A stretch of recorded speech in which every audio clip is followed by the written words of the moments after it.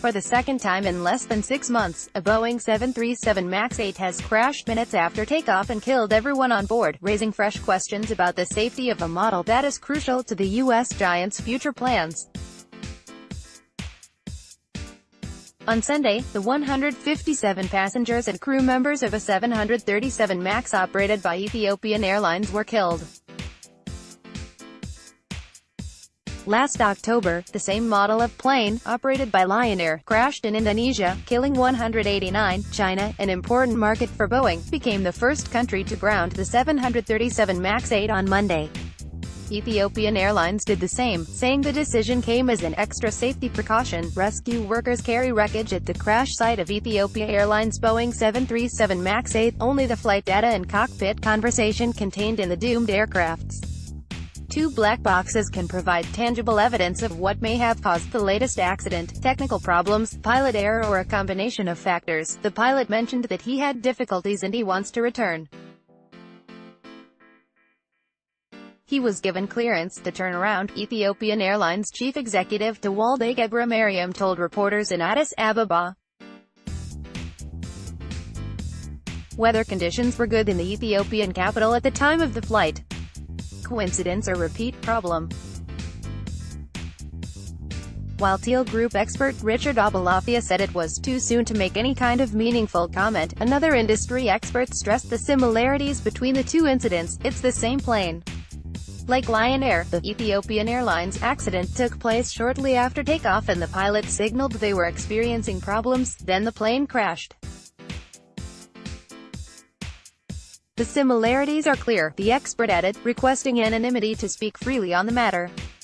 Indonesia National Transportation Safety Committee investigator Nurjayo Utoma holds a model of a Boeing 737 MAX 7 as part of the Lion Air investigation. Chinese aviation authorities also noted the similarities between the two deadly incidents, saying operations would only resume after confirming the relevant measures to effectively ensure flight safety. Boeing has delivered 76 of the aircraft to Chinese airlines, and another 104 are on order, according to data from the company's website. But Michel Merluzzo, director of aerospace, since the Lion Air accident, the 737 MAX has faced growing skepticism from the aviation community. The program had already encountered problems during development. May 2017, Boeing had halted 737 MAX test flights due to quality concerns with the engine produced by CFM International, a company jointly owned by France's Safran Aircraft Engines and GE Aviation. In late January, 350 of the narrow-body, twin-engine planes were delivered to customers out of 5,011 orders from Boeing.